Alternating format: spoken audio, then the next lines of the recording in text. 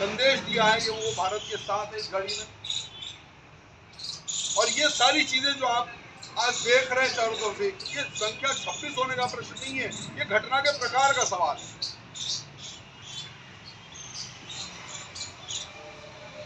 हमारे परिवार जिनकी बिलखती हुई बहनों को हमने कल देखा है टीवी पर, अभी तक लगातार देख रहे हैं, वो कह रही है मुझे भी मार दो। वो कह रहे नहीं, तुम जाके बताना मोदी को वोट देने का अंजाम क्या होता है।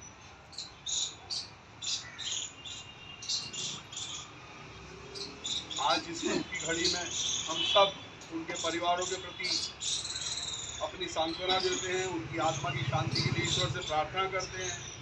जिन निर्दोष हमारे भाइयों को मार दिया गया, कितने अफसर थे उनमें से, आईबी के अधिकारी थे, सेना के अधिकारी थे, कोई भी हो, ज्यादातर लोग तो नए नए शादीशुदा जोड़े थे, अभी उन्होंने दुनिया देखी भी नहीं है। उत्तराखंड का भी एक उसमें नौजवान शहीद हुआ है।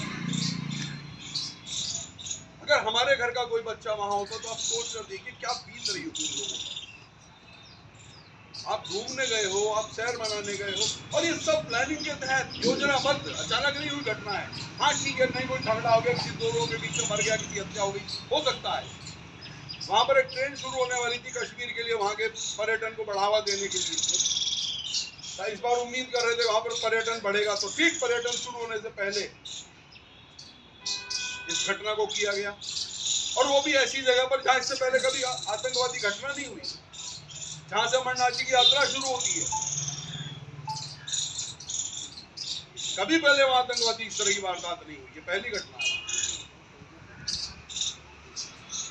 ठीक है, मुंह तोड़ जवाब दिया जाएगा, पीछे हटने का प्रश्न नहीं है, लेकिन ये संदेश भी देकर जा रही है घटना कि हमें भी समझना होगा कि हम जो छोटे छोटे प्रलोभनों में, छोटी छोटी बातों में, छोटी छोटी बिरादरियों में बचकर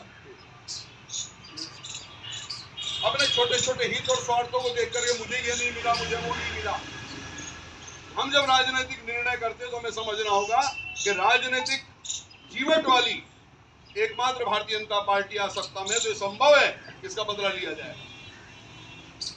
पहले भी लिया है हमने, पहले भी सर्जिकल स्ट्राइक्स की हमने, एयर स्ट्राइक्स की हमने घुसकर मारा है, लेकिन इस बार कुछ बड़ा करने का अवसर है, समय आ गया है, और उसके लिए हमें मानसिक रूप से तैयार रहना चाहिए, आंतरिक रूप से तैयार रहना चाहिए। उत्तराखंड में, उत्तर प्रदेश में सब जगह रेड अलर्ट जारी कर दिए गए हैं, क्योंकि जो इस तरह की मानसिकता रखने वाले लोग हैं, जो ऐसे टूरिस्ट प्लेस को चिन्हित कर रहे हैं जहां पर कभी आतंकवादी घटना नहीं हुई, तो फिर तो कहीं भी कर सकते हैं।